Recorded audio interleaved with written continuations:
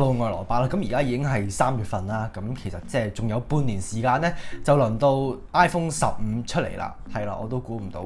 咁我上好似 iPhone 14前排先出咗嚟，咁雖然仲有半年啦，咁不過 iPhone 15嘅傳聞喺呢幾個月入邊咧，已經慢慢陸續而嚟啦。咁我哋已經有越嚟越多嘅傳聞可以俾我哋上網睇啦，所以我哋而家好簡單咁樣上網立一立人哋講緊啲咩啦。咁我而家就係 Mac Rumors 啦，佢入邊有講到唔同 iPhone 15嘅傳聞啦，所有嘅關於 iPhone 15嘅謠言，預計喺2023年，呢個係絕對當然啦。咁其中一個重大嘅傳聞呢，就係話今年啦，2023年嘅 iPhone 15呢嘅機型設計呢，將會用 USB Type C 而唔係 Lightning、固態音量同埋電源按鈕、新嘅相機技術之類嗰啲。咁其實呢個係大家都非常之期望嘅嘢啦，因為而家大部分嘅 iPad 都係用 USB Type C，MacBook 又係用 USB Type C， 而 iPhone 就唔係咯。好多人都會想將佢變成 USB Type C 啦。其實 Apple 好似本身都冇諗過咁樣做啦。咁不過歐洲好似有一條法例就係話要規限所有嘅便攜裝置咧，都要至少有一個 USB Type C 嘅頭。咁所以我諗呢個就係 Apple 轉去 USB Type C 嘅原因啦。佢哋預計有4種 iPhone 14機型嘅尺寸同 iPhone 15機型係一樣嘅，包括2款6.1寸嘅 iPhone 同埋2個6.7寸嘅 iPhone。到目前為止，有傳言咧就話所有嘅 iPhone 15機型咧都會有一個 USB Type C 嘅頭，而唔係 Lightning。除咗 iPhone 15 Pro 同埋 Pro Max 之外咧，Dynamic Island 咧都會去到 iPhone 15同埋15 Plus 度。我諗 iPhone 14 Pro 嘅 Dynamic Island 亦都係其中一個大家會選擇 Pro 多過基本嘅14同埋14 Plus 啦，因為佢亦都係喺暫時嚟講令到其他人知你換咗新電話嘅一個象徵啦。咁呢樣嘢佢哋亦都會帶嚟 iPhone 15嘅。而當你諗翻嘅話 ，Apple 嗰個 M 指壓都已經停留咗好耐時間啦。呢個將會係 Apple 暫時嚟講新嘅傳統咯。iPhone 15將會用翻14 Pro 入邊嘅 A16 晶片啦，而15 Pro 將會用更加快、更加高效嘅3納米 A17 晶片。我諗大家都留意到啦 ，iPhone 14同埋14 Pro 喺舊年明顯有一個好大嘅分別啦。14係明顯係俾一啲對電話冇咁多要求啦，即係可能想簡單影一啲靚相，粒電夠大，佢嘅效能夠用之類嗰啲。咁不過14 Pro 真係俾一啲會想有更加先進嘅相機系統啊，有 Apple 全新嘅科技啊，所以係明顯個間隔咧係隔得好明顯咯。而我諗今年佢應該都會做翻相同嘅嘢。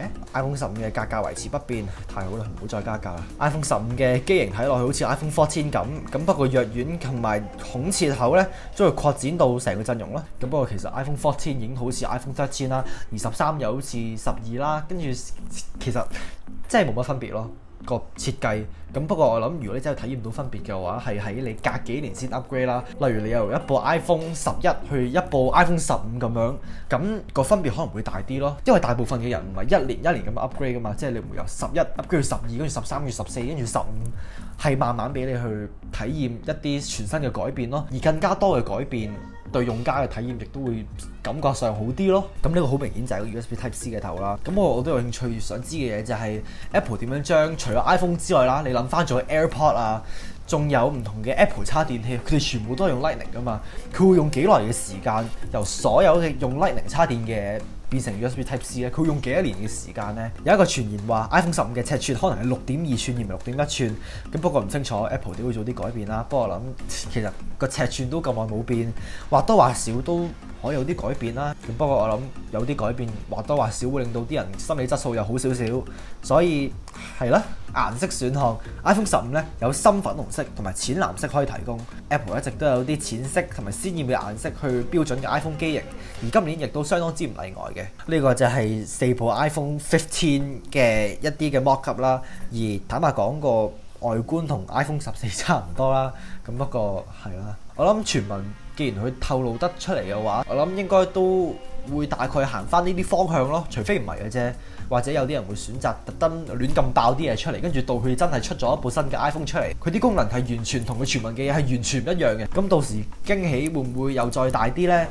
可能啦。洩漏嘅 iPhone 15影像證實我哋見到嘅關於相關裝置嘅好多謠言啦，包括 Dynamic Island 同埋 USB Type C。呢張圖真係清到呢，我都唔知係咪真啊。USB Type C 希望佢真係有啦。跟住之後呢，我想同大家講一講關於 iPhone 15 Pro 啦。15 Pro 同15又係完全另一回事嚟嘅，因為 Apple 都已經幾明顯係將佢真係最先進嘅嘢留俾 iPhone 15 Pro， 而基本嘅15即係基本上就冇加咁多嘢啦。相對咁呢張係 iPhone 15 Pro 啦。佢就話呢張相顯示咗 Apple 預計會新增到 iPhone 15 Pro 嘅更加深層次嘅曲線，令到佢有拉絲金屬表面，可能係傳聞中嘅鈦底盤。近排都有個傳聞就係話 Apple 會由 Pro 側邊嘅不鏽鋼變成鈦金屬啦。鈦金屬係輕過不鏽鋼啦，而其實不鏽鋼 iPhone 嘅邊，如果你用過不鏽鋼嘅 iPhone 嘅話，你就會知道佢側邊係都吸好多手指紋下啦。而不鏽鋼應該或多或少會令到成件事冇咁嚴重嘅，亦都令到你部電話優雅啲啦。左邊係 iPhone 14 Pro 嘅玻璃，右邊就 iPhone 15 Pro 嘅玻璃，側邊係明顯地有咗啲啦。咁不過當你用嗰陣時，會唔會感覺上有大啲分別呢？會唔會就係因為咁樣，所以個尺寸又再大多少少呢？都好難講嘅，真係。大家睇下呢個相機幾大？個相機我諗由 iPhone 好似 iPhone 13 Pro 開始咧，個相機已經佔咗成部電話超過即係中間線嘅一半啦，已經過咗啦。而基本上我真係好期待 Apple 會唔會有一刻成部電話個背面全部都係相機咯。iPhone 15 Pro Max 嘅預計厚度為 8.25 毫米，亦即係比 iPhone 14 Pro Max 係厚多 0.4 毫米嘅。我同埋另一樣想俾大家睇嘅嘢咧，就係2022年所有嘅即係全球10大銷量最好嘅電話。有一個 chart 嘅，我俾大家睇一睇，就係呢個啦。呢個係成個表啦。而最驚為天人嘅地方咧，就係賣得最好咧，居然係 iPhone 13。佢係你睇下呢張圖，佢由1月至到8月都係全球銷量排第一嘅電話。可想而知 iPhone 13嘅地位到咗2022嘅嗰一刻全年，亦都係穩居第一嘅咯。之後就係 iPhone 13 Pro Max， 之後就係 iPhone 14 Pro Max。而你會見到咁多款 iPhone 14入邊係得 iPhone 14 Plus 唔係喺個表入邊啦。而我諗自從 iPhone 14 Plus 出嚟之後，有啲人都會話想要翻 Mini 多過 Plus 啦。啲人話佢嘅定位同埋佢嘅價錢有啲尷尬啦。咁不過的確有啲人會想要一部輕啲、大啲，但係同時都冇咁貴嘅 iPhone。呢部電話可能適合呢一部分人啦。我身邊都有啲人係用呢部嘅。咁不過同時有啲人隻手比較細啦，而佢哋可能想要一部細啲嘅 iPhone， 佢哋想有一部 mini 嘅 iPhone， 佢哋就而家目前呢刻只可以買 iPhone 13 mini 咯。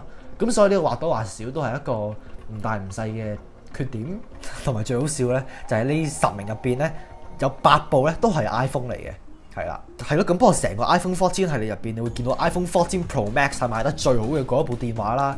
佢由出咗嚟到2022年尾咧，佢都係全球頭2咯。謠言咧就話蘋果今年咧將會轉去鈦金屬啦，而唔係不鏽鋼，就用於 iPhone 15 Pro 同埋15 Pro Max 嘅框架。同不鏽鋼相比咧，鈦金屬咧更加輕啦，同埋更加強啦。我唔知係咪防跌更加強，但係可能防止磨損啊、生鏽更加強啦。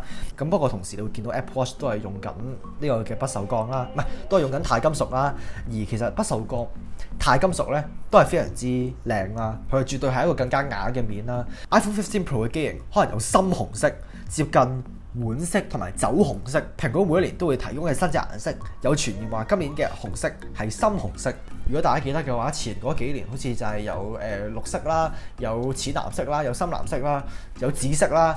而之後下一隻唔通就係紅色。呢隻紅色的確幾有趣，我諗呢個亦都係賣得最好嘅嗰一隻啦。大家就算幾咁唔中意紫色，大家都會為咗想同大家證明自己買咗新嘅 iPhone， 都會嗱臨買紫色咯。係咯，咁不過呢隻紅色係真係有啲似學佢話齋紅酒嘅顏色啦。而呢個嘅固態按鈕呢，佢就話 iPhone 15 Pro 嘅機型唔會有同 iPhone 14 Pro 相同嘅物理按鈕啦。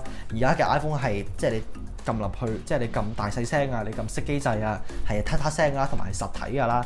咁不過佢而家咧就會變成有觸覺反饋嘅固態按鈕，即係好似 iPhone 即係以前有空掣嘅 iPhone 咁啦，好似 iPhone 7開始嘅嗰啲 iPhone 啦，即係佢唔係真係一個掣，但係同時亦都有啲反饋啦。咁不過一樣特別嘅地方就係俾一啲我嚟整電話殼嘅人啦，即係有咗呢個唔係實體嘅按鈕啦，你點樣去撳嗰啲掣咧？用你電話殼，我諗佢哋一係用一啲新嘅處理，令到佢一般撳入去都有觸覺啦。會唔會就咁漏空佢啊？我諗 Apple 會有佢自己嘅辦法啦，用佢自己嘅電話殼。咁不過其他會點樣整呢？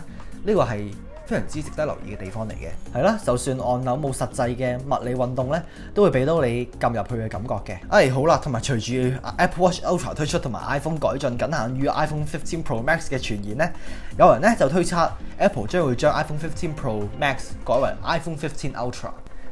真係 Apple 有好多唔同嘅名，即係有 Plus 啊，有 Pro 啊，有 Pro Max 啊，有 Ultra 啊，跟住有 SE 啊，又有 Mini 啊，又有 Air 呢啲，真係已經去到一個點係令到人非常之迷惑咯。同埋呢個望遠鏡式相機，我哋一直都提到嘅呢樣嘢，隨住 iPhone 15 Pro 陣容嘅推出咧，將會引入前望鏡相機技術，但係僅限於 iPhone 15 Pro Max。喺 iPhone 15 Pro Max 入邊新增嘅前望鏡頭，將標誌於蘋果將全新嘅技術只係限制於6.7寸嘅 Pro iPhone 上面嘅少數幾倍之一，而標準嘅6.1寸嘅 Pro 咧就冇佢呢個功能咯。即係其實以往嘅 iPhone 相機佢係本身佢係平面嘅，以前嘅 iPhone 咧即係佢係將呢抽嘢咧就將佢打翻直，跟住擺呢度下低嘅，即係佢係咁樣擺嘅。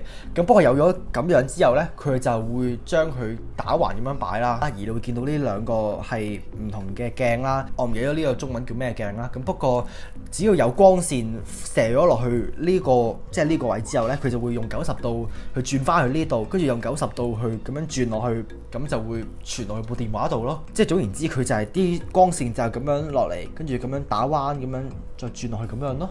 佢就話咁樣嘅長焦相機咧，會允許到6倍嘅光學變焦，而 iPhone 14 Pro Max 就淨係得3倍嘅變焦。A17 晶片將係下一代嘅 iPhone 嘅晶片，佢係3納米啦 ，WiFi 6E 5G 係啦。其實而家市面上 5G 嘅範圍好似都越嚟越廣啦，無論喺香港定係全球嚟講。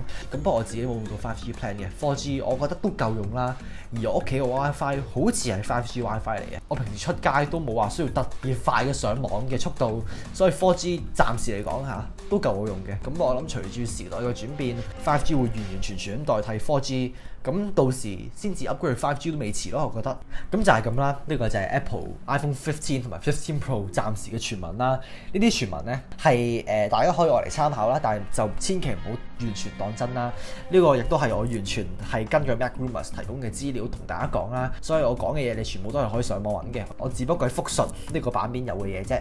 咁所以就係咁啦。咁唔知你對 iPhone 15或者15 Pro 有冇興趣呢？你而家用緊嘅係咩 iPhone 呢？你會唔會 upgrade 呢？假設出咗嘅話，我一個表姐咧，佢一直喺 iPhone 好似 10S 啦，佢用咗咁多年咧，就係一直等緊 iPhone 15，因為佢覺得15係佢 lucky number。跟住我同佢講笑話，假設 iPhone 15唔叫 iPhone 15咧，即係好似 iPhone 9冇變到 iPhone 9咧。不過我諗 iPhone 15應該今次會正常，應該都會叫 iPhone 15嘅。咁我表姐就可以換電話啦。就係咁啦，記得撳 like、subscribe、撳鐘，就係咁咯。我哋下次再見啦，拜拜。